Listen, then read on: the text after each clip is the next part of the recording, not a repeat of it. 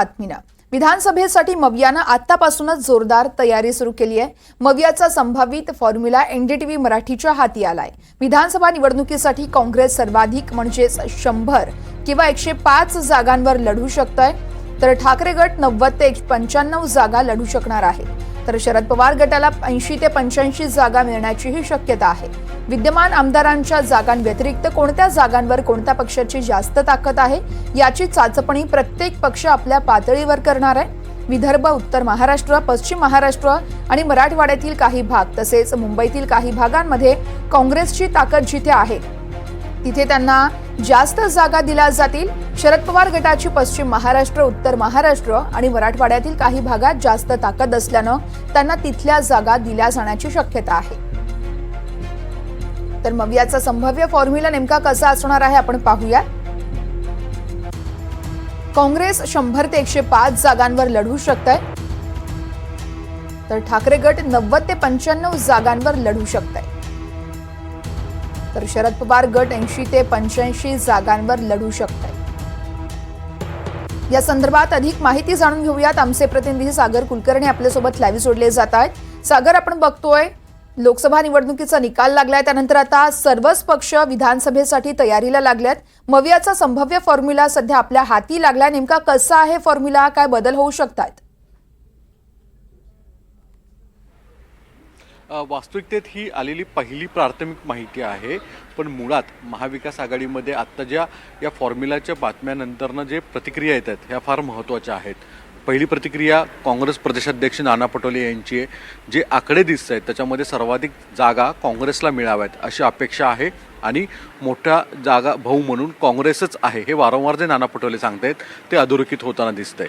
पण त्याला मात्र जे आकडे समोर येत आहेत त्याला दोन्ही ठिकाणी विरोध होताना दिसतील, ते म्हणजे एकतर उबाठा आणि दुसरी राष्ट्रवादी काँग्रेस। रोहित पवार यांची जी प्रतिक्रिया आहे, शरद पवार ज्या गटाचे आमदार आहेत त्यांचं स्पष्ट मत आहे की ज्या लोकसभेला आम्ही जागा कमी लढवल्या होत्या, पण विधानसभेला आम्ही जास्त जागा लढवू। लोकसभेचा स्ट्राईक रेट हा आमचा सर्वाधिक आहे, यामुळे राष्ट्रवादी शरद पवार गटाच्या वतीने अधिक जागा मिळाव्यात अशा स्वरूपाची भूमिका घेतलेली आहे।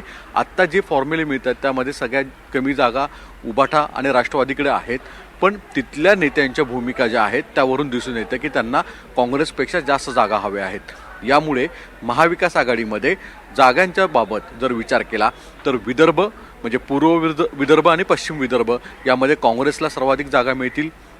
त्यानंतरनं मराठवाड्यामध्ये जर पाहिलं तर त्या ठिकाणी उबाठा आणि राष्ट्रवादी यांचा इंटेक अधिक राहू शकतो। पश्चिम महाराष्ट्रामध्ये मात्र काँग्रेस आणि राष्ट्रवादी शरद पवार यांच्यात एक सुप्त संघर्ष वाढण्याची शक्यता आहे, कारण की सांगलीतनं जे बातम्या आलेल्या आहेत की ज्या ठिकाणी जास्त दावा केला जातोय, पुण्यातून ज्या बातम्या आलेल्या आहेत जिथे राष्ट्रवादी काँग्रेस आणि उबाठा यांच्यामध्ये जागा वाटपावरनं आत्तापासूनच धुसफूस सुरू आहे। हे पाहता कुठे ना कुठेतरी म्हणजे मराठवाडा पश्चिम महाराष्ट्रामध्ये याचा सर्वाधिक जास्त संघर्ष होताना दिसेल। मुंबईमध्ये जर विचार करायचा असेल तर उबाठा विरुद्ध इथे काँग्रेस हा देखील एक मोठा संघर्ष राहील असं दिसून येतं, कारण की काँग्रेस MMR रिजनमध्ये आधी खूप ताकद होती।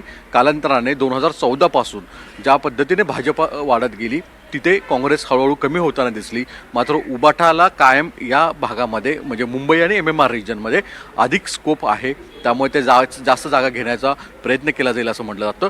उत्तर महाराष्ट्रामध्ये काही भागांमध्ये राष्ट्रवादी शरद पवार जे आहेत ते नाशिकमध्ये किंवा इतर काही जळगावच्या काही भागांमध्ये मागतील असं म्हटलं जातं, पण इतर ठिकाणी काँग्रेस आणि उबाठा यांच्यातच स्पर्धा दिसते।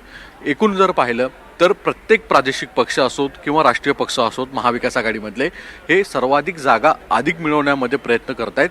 लोकसभेच्या वेळेस दोन प्रादेशिक पक्षांना फारसं इतकं ताकद त्यांना तेवढासा अंदाज आला नव्हता, पण ज्या पद्धतीने लोकसभेला यश आलेलं आहे त्यानंतर मात्र प्रत्येक या तिन्ही पक्षांच्या नेत्यांना वाटतं की जास्तीत जास्त जागा मिळवाव्यात आणि जास्तीत जास्त त्या विजयी व्हाव्यात। याचं सगळ्यात प्रमुख कारण म्हणजे जो आमदारकीचे संख्या जास्त आणेल त्याचा मुख्यमंत्री म्हणून दावा अधिक होऊ शकतो।